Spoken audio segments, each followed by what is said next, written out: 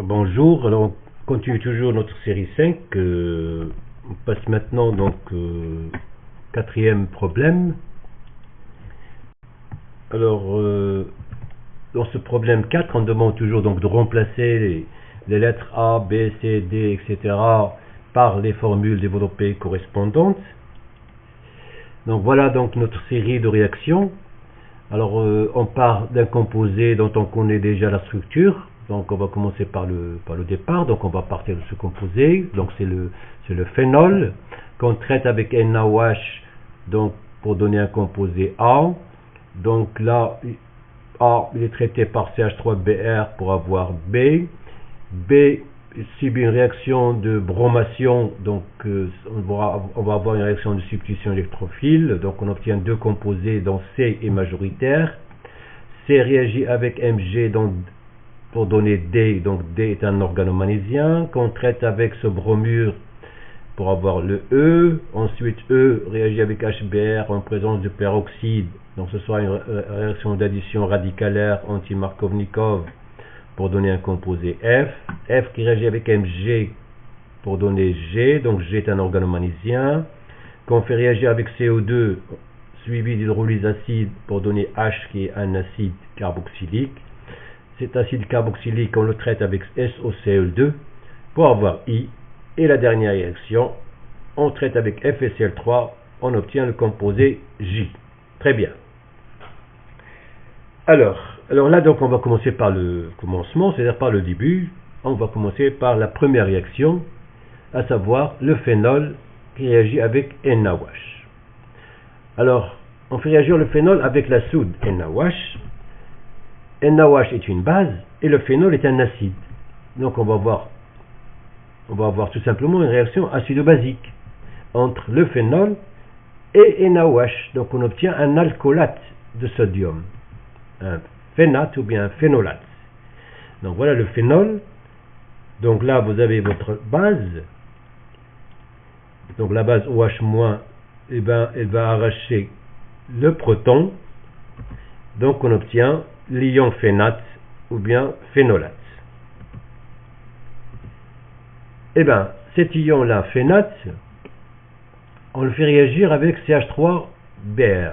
Donc là vous avez CH3 delta plus et la Br delta moins. Là il va jouer le rôle d'un nucléophile. Donc là il va jouer le rôle d'un nucléophile. Donc ce nucléophile là, il va attaquer ce carbone, il va remplacer le brome. Donc A est un nucléophile, c'est un ion chargé négativement. CH3Br est un halogène d'alkyle. Donc il s'agit d'une réaction de substitution nucléophile sur le CH3Br. Donc on remplace Br- par FiO-. Voilà. Et qu'est-ce qu'on obtient ici? Eh bien on obtient une fonction éther. On obtient une fonction éther.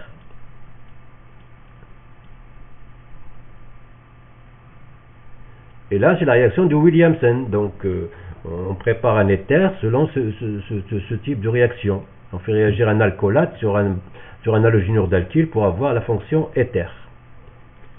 Donc ce composé là c'est le méthoxybenzène.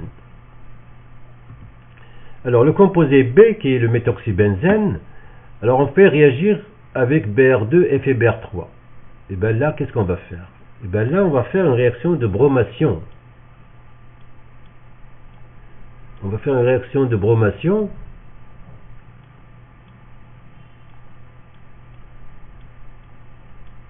d'un benzène qui porte déjà un substituant. Donc là, on va faire une réaction de substitution électrophile. On va faire une réaction de substitution électrophile. Ça veut dire que on va fixer Br. Là, on a CH3O. Il l'oriente en ortho. Bon, cette position, c'est pareil que celle-là. Et en para. Donc, on va avoir deux produits. L'ortho et le para. L'ortho, il est minoritaire parce qu'il y a des interactions. Donc, il y a un gène stérique. Et le para, il est majoritaire. Très bien. Donc, il s'agit d'une réaction de bromation d'un benzène monosubstitué. CH3O est un groupe ortho-paradéacteur. Donc on obtient deux produits de bromation dont l'un est majoritaire. Voilà. Donc on obtient l'ortho qui est minoritaire et le para qui est majoritaire. Alors pourquoi l'ortho il est minoritaire? Parce que là il y a deux subtions qui sont très proches. Et s'ils sont très proches, ils vont se repousser. Donc il y aura des interactions. Et qui dit interaction dit augmentation d'énergie.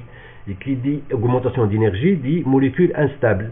Donc le produit le plus stable, c'est le produit para. Donc il sera majoritaire et celui-là minoritaire. Donc voilà la structure du composé C. Le composé C, on le traite avec le magnésium. Composé C, on le traite avec le magnésium pour avoir le composé D. Donc D est un organomagnésium. Donc C réagit avec Mg dans l'éther. Donc D est un organomagnésium. D réagit avec un halogénure d'alkyle. Donc on va faire une réaction de substitution électrophile. E réagit avec HBr en présence du peroxyde. Donc on aura une addition anti-Markovnikov, c'est-à-dire H, au lieu de le fixer sur le carbone le plus hydrogéné, eh bien, on va le fixer sur le carbone le moins hydrogéné. Et la dernière réaction, F réagit avec Mg pour donner un organomagnésium G. Allons-y. Donc voilà notre produit C. Notre produit C, donc on le traite avec le magnésium. Donc le magnésium, il vient s'insérer entre le brome et le carbone. Donc on va insérer le magnésium ici entre le brome et le carbone. Donc on obtient un organomagnésium D. Cet organomagnésium D, eh ben, on va le faire réagir avec un bromure d'alkyle. Donc là, vous avez delta moins du carbone, vous avez delta plus du magnésium. On fait pareil ici, vous avez ici delta plus sur le carbone, puisque le brome il est plus électroattracteur que le carbone, delta moins. Eh bien, le carbone ici, delta moins, il va attaquer ce carbone-là, il va éliminer le brome qui va partir. Il va substituer le Br-.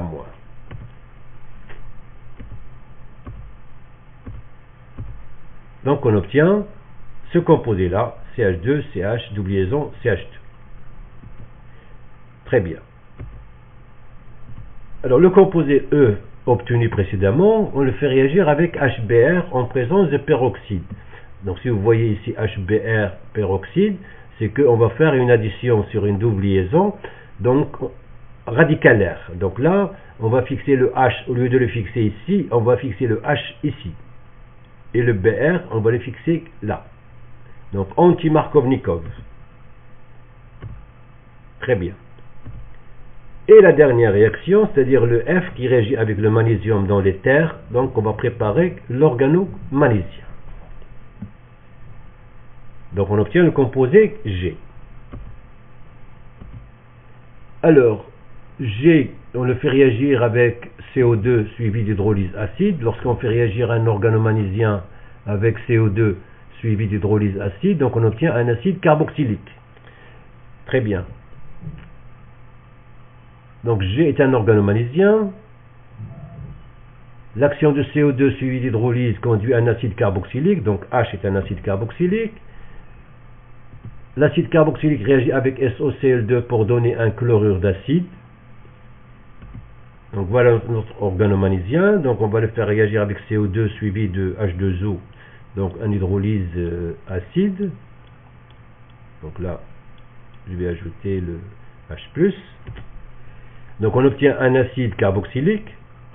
L'acide carboxylique réagit avec SOCl2 pour remplacer le OH par un chlore. Donc on obtient le chlorure d'acide. Très bien. Alors I réagit avec FeCl3 pour donner J. Alors voilà notre chlorure d'acide. On le fait réagir avec FeCl3. Alors FeCl3 c'est un acide de Lewis. FeCl3 est un acide de Lewis. Et bien il va capter Cl-. Il va capter Cl-. Donc il va donner un carbocation ici plus Fe Cl4 moins. Voilà. Très bien. Alors, là, on va voir une réaction de substitution électrophile intramoléculaire. Donc, on va voir une réaction de substitution électrophile intramoléculaire qui va donner ce composé-là. Donc là, c'est comme une réaction d'acylation. Hein. Donc, lorsque vous voyez COCl, RCOCl avec FeCl3, c'est qu'on va faire une réaction d'acylation. Et puisque ce chlorure d'acide il est fixé déjà avec le cycle, eh ben, on va faire une réaction d'acylation intramoléculaire. Donc voilà donc votre composé J. Voilà, avec ça donc on termine cet exercice 4. Je vous remercie pour votre attention.